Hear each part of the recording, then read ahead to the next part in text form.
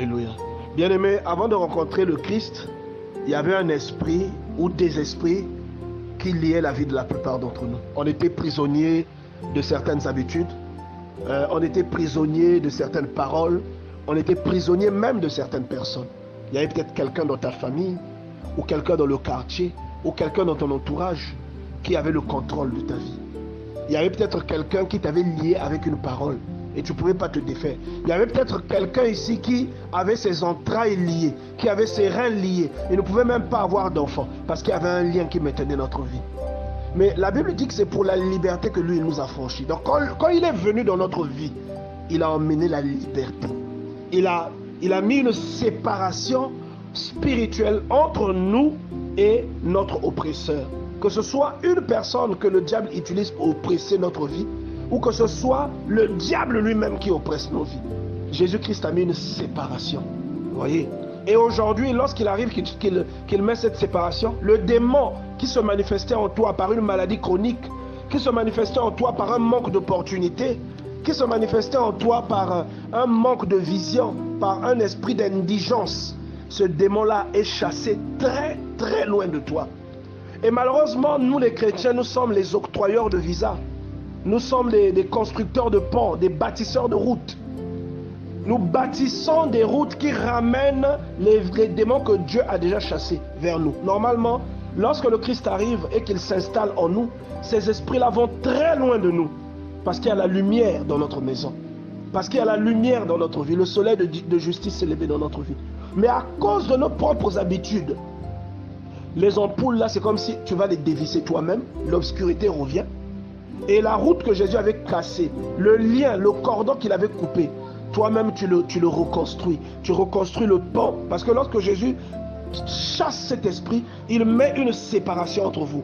Donc vous voyez que le pont, à quoi le pont sert? Le pont sert à relier deux localités qui sont séparées par un obstacle. Par exemple de l'eau. Vous voyez? Une grande distance qu'on ne peut pas, qu'on ne peut pas franchir. Donc il y a une grande étendue, on met un pont. Et nous, quelquefois, nous sommes les personnes qui construisent le pont pour permettre à l'ancien maître, au mauvais maître de revenir dans notre vie, de revenir nous asservir. Derrière chaque habitude, il y a un travail. Derrière chaque habitude, il y a une conséquence, bien-aimé dans le Seigneur.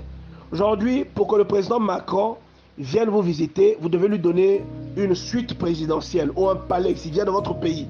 Vous devez le mettre dans une bonne condition. Vous n'allez pas le mettre dans une hutte, vous n'allez pas le mettre dans une case, vous voyez, qui ne remplit pas les conditions qu'il faut. Et le standard, bien-aimé dans le Seigneur, dépend de nos actions et de nos prières. C'est-à-dire, le pire dans tout ça, bien-aimé, c'est que, des fois, lorsque le Christ arrive, le plus gros travail est fait. C'est-à-dire, là où il y avait l'oppression, là où il y avait l'esclavage, lui, il arrive, il déracine, il nettoie. Mais si nous ne sommes pas brisés totalement, ou si nous ne changeons pas de fréquentation, si nous ne changeons pas notre caractère et nos habitudes, nous allons ramener dans notre vie les vieilles habitudes qui sont des portes, qui sont des visas que nous octroyons aux esprits desquels le Christ nous a séparés. Vous voyez, c'est ce qui se passe en fait.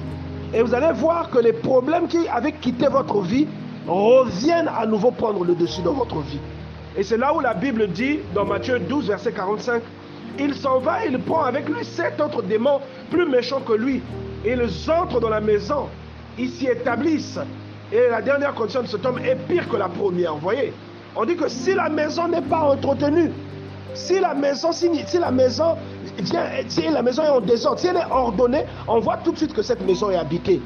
Donc lorsque vous rencontrez Christ dans votre vie, une discipline doit arriver dans votre vie. Vous devez couper certaines choses. Vous devez vous éloigner de certaines personnes. Il y a des personnes qui vous ramèneront toujours vers ce de quoi Dieu vous a séparé. Il y a des personnes qui ramèneront toujours dans votre vie ce que Dieu a enlevé, le pouvoir qu'il a rompu. Il y a des gens qui le ramèneront.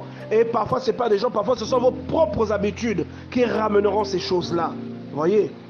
Ayons peur de Dieu. Ma prière est que quelqu'un vraiment aujourd'hui prenne la décision de changer.